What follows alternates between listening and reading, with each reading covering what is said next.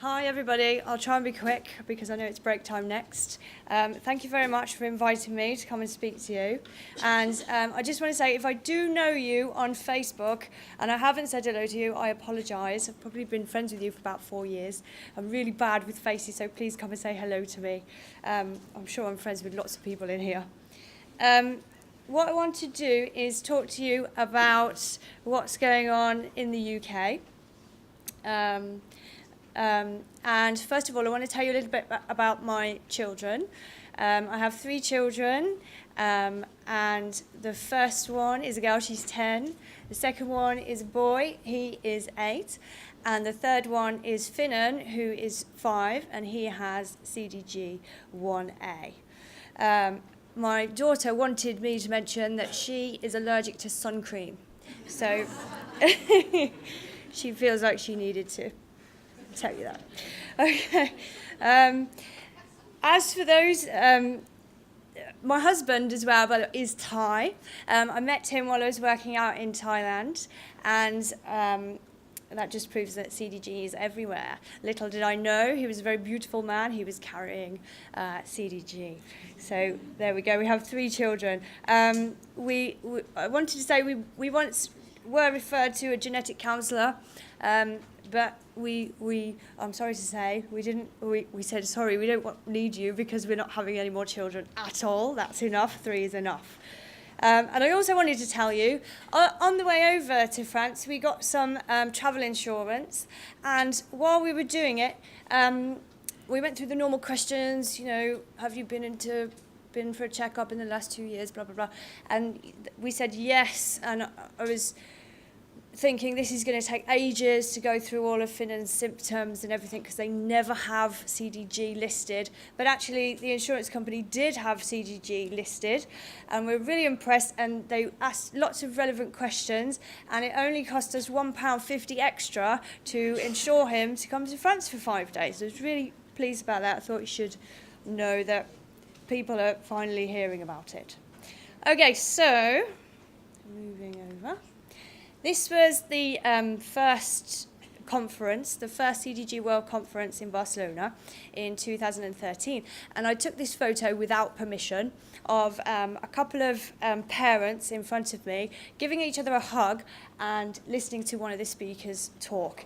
And I think that this is the most powerful photo for me. I took it away because it shows what it's like to be a parent listening to lots of medical people and researchers talking about CDG, and it can be very overwhelming, and it's very nice to have somebody there to support you along. What I noticed, there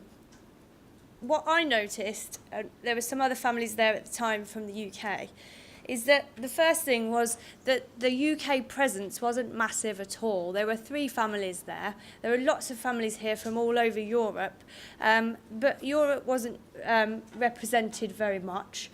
And we met 3 other families there, and we found that we bonded straight away. You know, it's like you meet someone who has something in common with you, and you meet straight away. So we bonded with those people immediately, and we found the whole experience really, really powerful, and we're really glad that we went. I just want to say to new parents, if you're listening and it's all really overwhelming, that's exactly what it's still like for me now. So don't worry, don't panic. You have to hear it 1,000 times before it sinks in, and just keep asking questions. It's good.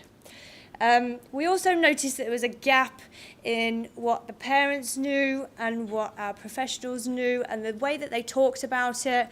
And we also felt that coming from it as parents, we had more of an emotional stake in what we were trying to achieve. And the third thing that we noticed was that we had some money. And one of the parents said, well, I'm going to give this money to the CDG charity. and we said, what CDG charity? There isn't one. And so that's when we decided, why don't we just get together and make one for the UK? So we did. We got really excited. We were really impatient. And as soon as we got back from the conference, we arranged a date in October. And we all met up in my hometown. There were 4 families there. And we decided we were going to start a charity. We were going to raise loads of money. We were going to give it to researchers. We were going to create lots of awareness. And we were going to cure CDG once and for all. So we're really excited. But obviously, as I now know, getting 4 families together who have children with special needs is really difficult. And this conference, the fact that this conference actually works and everybody's here is amazing, and a real testament to what Vanessa can do with her powers of organisation, because that was hard work. That was our second meeting. We've got 4 families there, and you can see that actually our population of CDG children in the UK that we know about is very small, and they're also very young. All those children there are under the age of 10. So when we get together, we've got lots of things to share, but our problems are pretty much limited because our children are all under the age of 10. Okay, so what we also noticed from talking to each other, which we thought was really interesting, was that the 2 ladies on the left and me over there on the right, we all have the same genetic mutation, and our husbands have different ones. So we decided that, through my lack of science knowledge, that we're actually all Vikings. We're related ancestrally, and we all came from Denmark because we're all carrying what Lars called the founder mutation. So we thought that was quite interesting, just from chatting to each other, that we could find out this sort of thing. So, yeah, we're helping.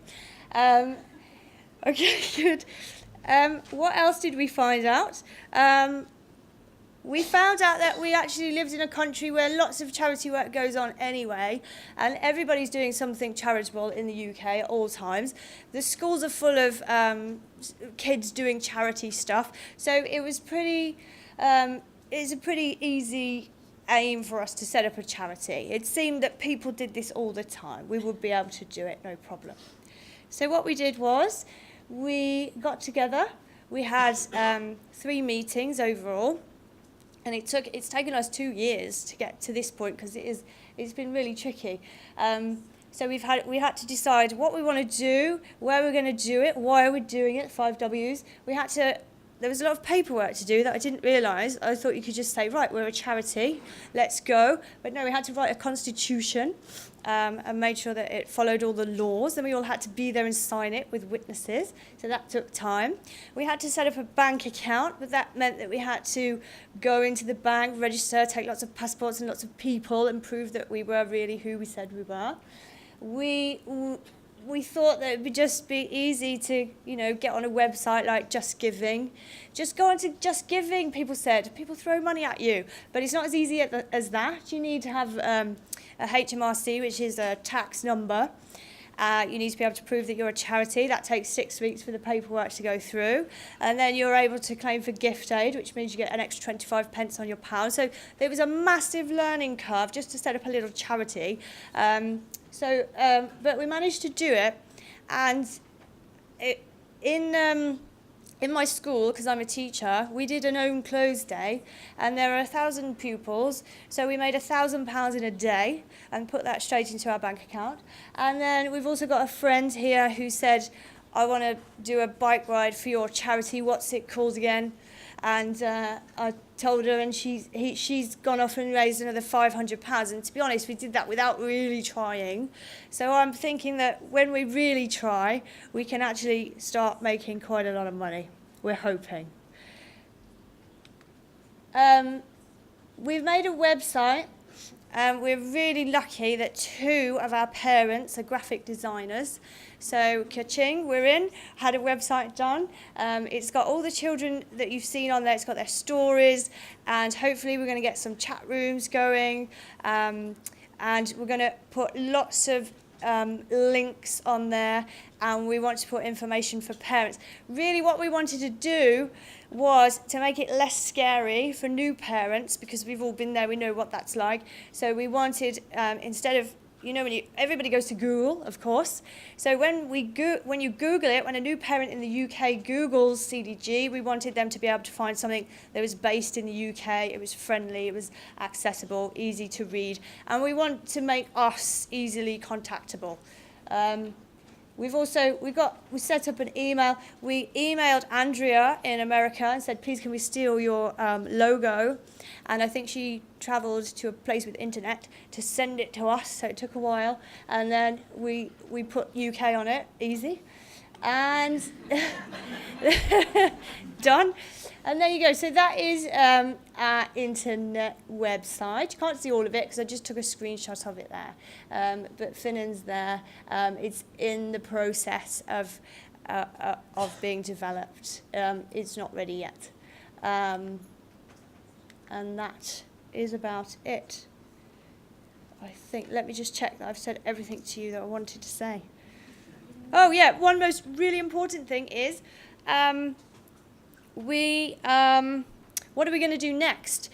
We think that we can raise quite a lot of money. We've got 2 aims. We want to raise awareness, and we want to support families who are in the same situation as us, and we think that's quite easy to do.